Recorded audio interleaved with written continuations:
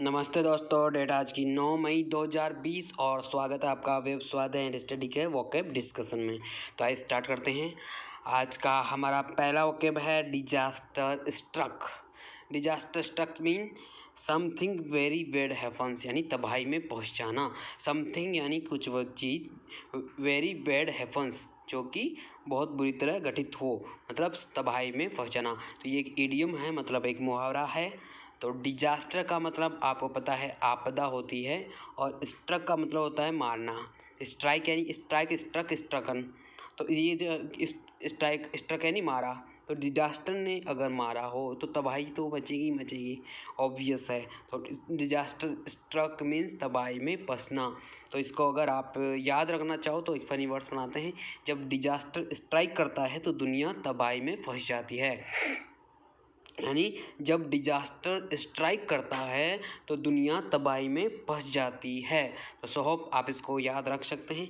Next meaning की ओर चलते हैं। नेक्स्ट है hazardous. Hazardous means dangerous and involving risk specially to someone's health, यानी खतरनाक, मतलब डेंजरस हो, खतरनाक हो, इन्वॉल्विंग रिस्क जिसमें कि जोखिम हो। रिस्क का मतलब होता है जोखिम या संकट या आशंका। तो हैजार्डस मीन्स डेंजरस हो, जो खतरनाक हो, जिसमें जोखिम हो, विशेषतया किसके संदर्भ में, समवंस हेल्थ, यानी किसी के स्वास्थ्य के संदर्भ में, स्वास्थ्य से रिलेटेड। तो ये इसका हैजार्डस का मतलब हो गया खतरनाक। अगर इसको आप याद रखना चाहो तो एक फनी वर्ड्स से सेंटेंस बनाते हैं। हैजा जिसको डस लेता है, हैजार्डस यानी हैजार्डस, हैजा जिसको डस लेता है उसके लिए खतरनाक हो जाता है। हैजार्डस, हैजार्डस, हैजा जिसको डस लेता है उसके लिए खतरनाक हो जाता है। तो सो होप आप इसको मेमोराइज कर सकोगे। नेक्स्ट मीनिंग है probe. Probe means to investigate और लुक इनटू क्लोजली, यानी तहकीकात करना या जांच करना। इन्वेस्टिगेट का मतलब भी होता है तहकीकात करना या जांच करना। लुक इनटू क्लोजली का मतलब भी होता है कि आप थोड़ा पास से देखना, यानी जांच करना। प्रोब यानी जांच करना। अगर इसको आप याद रखना चाहो तो इसको ऐसे याद रख सकते हैं, पर वो भी जांच करना चाहता था। पर PR पर ओ वो बी, पर वो भी जांच करना चाहता था। तो सो होप ये आपको मेमोराइज हुई होगी मीनिंग। नेक्स्ट मीनिंग की ओर चलते हैं। नेक्स्ट है grievously. Grievously means to a very severe और सीरियस डिग्री, मतलब उद्वेग सहित या कष्टदायक ढंग से। ग्रीवियसली मतलब हो गया उद्वेग सहित या कष्टदायक ढंग से। तो वेरी सीवियर का मतलब होता है कि बहुत ज़्यादा गंभीर हो। सीरियस का मतलब भी होता है गंभीर। डिग्री का मतलब एक तरह से मात्रा होती है, वैसे डिग्री यानी डिग्री भी होता है, डिग्री एक मात्रा को बताता है। तो ग्रीवियसली इसके काफ़ी सारे मीनिंग है। GRIVE, ग्रीव यानी शोक होता है, और ग्रीवियस GRIVIOUS, ग्रीवियस मतलब होता है क्षतिकारक या गंभीर या घोर या संगीन या गहरा या शोचनीय। और ग्रीवांस का मतलब होता है शिकायत, GRIEVANCE, ग्रीवांस का मतलब शिकायत होता है। ग्रीवांस रिडर्सल सिस्टम यानी शिकायत निवारण जो तंत्र होता है उस गवर्नमेंट का, उसको बोलते हैं grievance redressal system.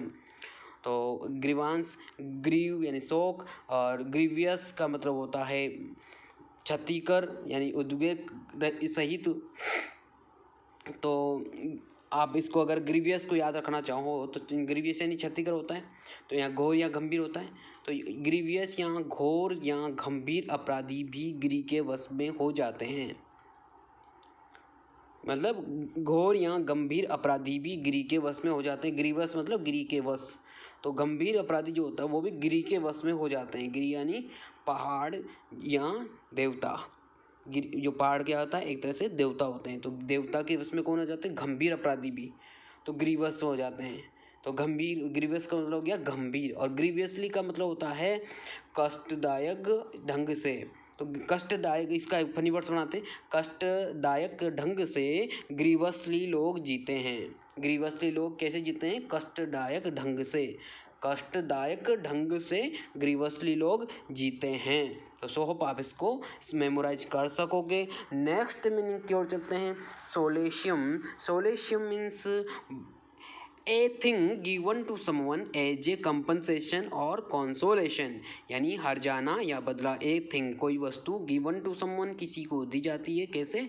As a compensation. As a compensation का मतलब होता है या क्षतिपूर्ति के रूप में दी जाती है, या कंसोलेशन का मतलब भी, कंसोलेशन का मतलब होता है सांत्वना, ढांढस या तसल्ली। अगर सोलेशियम को याद रखना चाहें तो इसको फनी वर्ड्स में तोड़ते हैं। सोलेशियम मतलब सोले के शियम। सोले के शियम बदला लिए बगैर नहीं मानेंगे। सोले के शियम बदला लिए बगैर नहीं मानेंगे। तो सोलेशियम मतलब बदला या हर्जाना। अरे कॉन्सोलेशन को याद करना चाहो तो कॉन्सोलेशन का मतलब होता है तसल्ली या सांत्वना। तो कॉन्सोलेशन को फनी वर्ड्स में तोड़ते हैं। कौन सा लेशन है जो तसल्ली या सांत्वना नहीं पढ़ाता? कौन सा लेसन है जो तसल्ली या सांत्वना नहीं देता या पढ़ाता या सिखाता? तो सोलेशियम यानी बदला। सोले के शियम बदला लिए बगैर नहीं मानते। तो आपको मेमोराइज हुई होगी ये मीनिंग।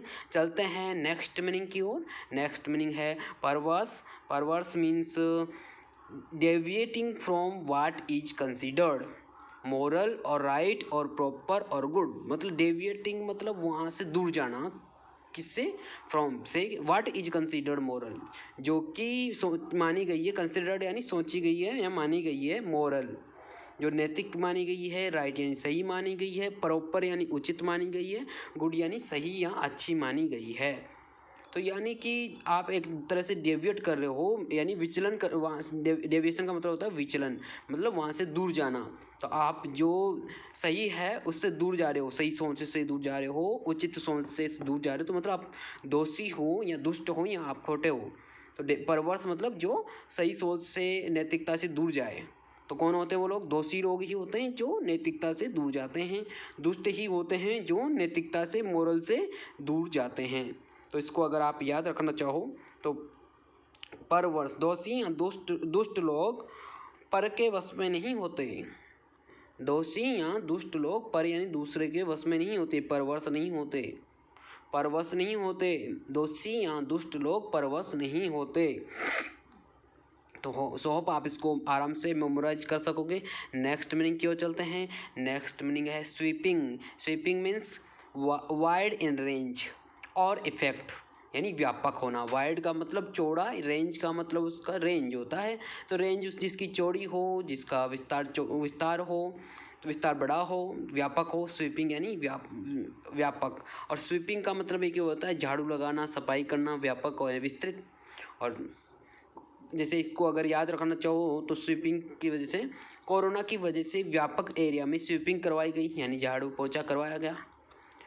कोरोना की वजह से व्यापक एरिया में स्वीपिंग, व्यापक यानी स्वीपिंग।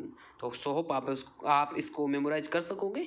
नेक्स्ट मीनिंग है egregious. Egregious means extremely bad in A way that is very noticeable, यानी कुख्यात। एक्सट्रीमली यानी अत्यंत, यानी सीमा के बाहर। Bad in A way, bad यानी बुरा, इन ए वे इस तरीके से, दैट इज वेरी नोटिसेबल जो कि बहुत ज़्यादा देखा जाने वाला हो, ध्यान देने योग्य हो। नोटिसेबल मतलब ध्यान देने योग्य हो, मतलब कुख्यात। तो अगर आप इसको याद रखना चाहो तो इसको आराम से याद रख सकते हैं। एग्रीजस मतलब एग्रेज अस। एग्रेज अस, एग्रेज को अंग्रेज से कोरिलेट करो। EGRE अंग्रेज। अंग्रेज, अंग्रेज बहुत ही कुख्यात थे, यानी अंग्रेज बहुत ही कुख्यात थे। अंग्रेज बहुत ही कुख्यात थे। एग्रीजियस। तो सोप आप इसको मेमोराइज कर सकोगे। एग्रीजियस यानी कुख्यात, जो अंग्रेज थे एग्रीजियस थे। अंग्रेज बहुत ही एग्रीजियस थे यानी कुख्यात थे। नेक्स्ट मीनिंग की ओर चलते हैं। नेक्स्ट है अटर। अटर मीन्स कंप्लीट और एब्सोल्यूट, यानी पूर्ण। कंप्लीट का मतलब होता है पूर्ण, और एब्सोल्यूट का मतलब होता है निरपेक्ष। निरपेक्ष मतलब किसी के ऊपर डिपेंड ना करे, अपने आप में पूरा हो जाओ। अटर। अटर को अगर आप याद रखना चाहो तो अटर को उत्तर, इसका उत्तर से कोरिलेट करते हैं। भगवान राम का उत्तर अपने आप में पूर्ण होता था।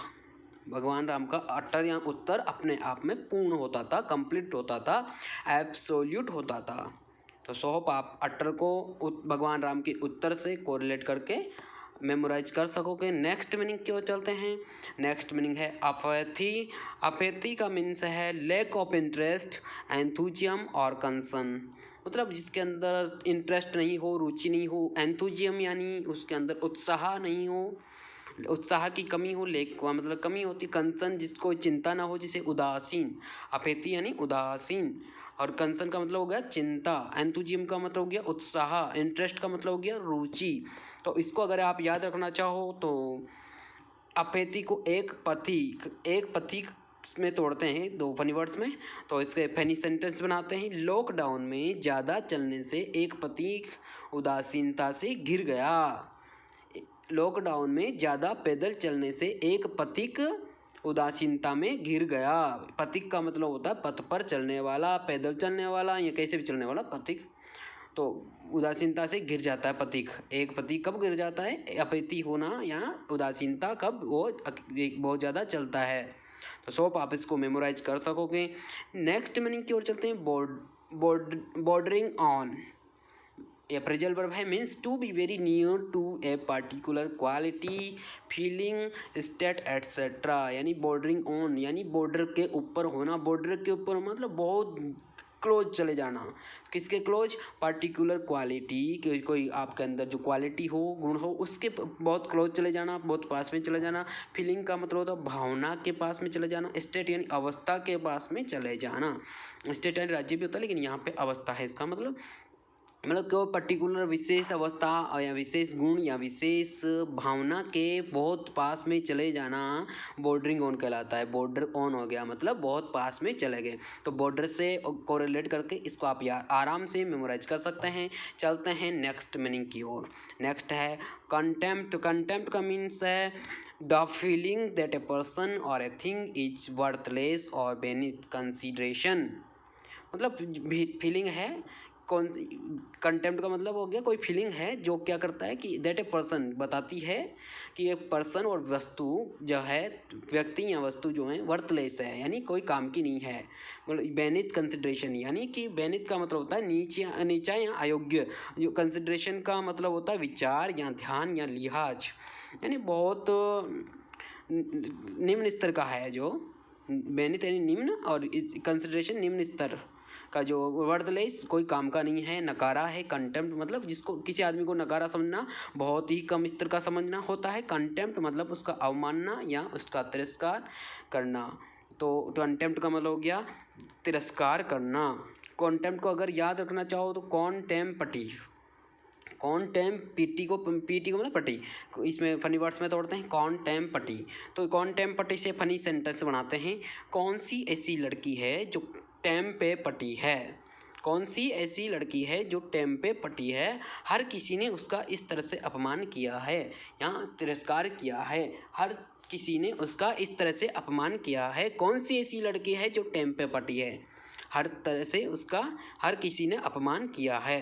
तो सो होप आप इसको कंटेम्प्ट यानी अपमान या अवमानना या तिरस्कार को आराम से याद रख सकते हैं। और इसको कोरिलेट भी कर सकते हैं कोर्ट से। कंटेम्प्ट ऑफ कोर्ट का जो केस कभी कभी किसी पर लग जाता है, मतलब कोर्ट की अवमानना का जो आपके ऊपर आरोप लग जाता है, मतलब आप कोर्ट के खिलाफ बोलते तो कंटेम्प्ट ऑफ कोर्ट का केस आपके खिलाफ चलता है। तो सो ये मेमोराइज हुआ होगा। नेक्स्ट मीनिंग है creches. Creches means a nursery where babies and young childrens are cared for during the working day. मतलब शिशु गृह। और नर्सरी क्या होता है? शिशु सदन होता है जहाँ बच्चे, छोटे बच्चे रखे जाते हैं। Where babies and young children, छोटे छोटे बच्चे और थोड़ा और बड़े बच्चे, और दूध पीने वाले बच्चे और उनसे बड़े बच्चे आर केयर्ड, उनकी देखभाल की जाती है ड्यूरिंग दी वर्किंग डे। जहाँ जो कार्य दिवस होता है, जब महिलाएं कहीं फैक्ट्री में काम कर रही हैं, कोई कंपनी में काम कर रही हैं, उनकी गोद में छोटा बच्चा है, तो वहाँ कंपनी में या फैक्ट्री में एक प्रोविज़न होता है कि वहाँ पे क्रेशेस बनाए जाएँ, क्रेश की सुविधा उपलब्ध हो। मतलब जहाँ छोटे बच्चों को, उनके छोटे बच्चों को रखा जाए, उनको रखने वाला होता है और उनकी देखभाल करने वाला होता है, उनको खाना वगैरह खिलाया जाता है, तो उससे बोलते हैं क्रेशेस। तो क्रेशेस यानी शिशु गृह। नर्सरी यानी शिशु सदन, और केयर का मतलब होता है देखभाल। तो क्रेशेस को क्रैच भी बोलते हैं कभी कभी इसको। क्रैच सिस्टम जो अभी अभी न्यूज में चल रहा है, ये जो लेबर लॉज के अंदर आता है। तो सो होप आप इसको आराम से मेमोराइज कर सकोगे। आज की हमारी डिस्कशन में बस इतना ही है। अगर आपको ये डिस्कशन अच्छा लगा तो आप चैनल को सब्सक्राइब करें और इस वीडियो को लाइक करें, शेयर करें। Thank you very much for discussion.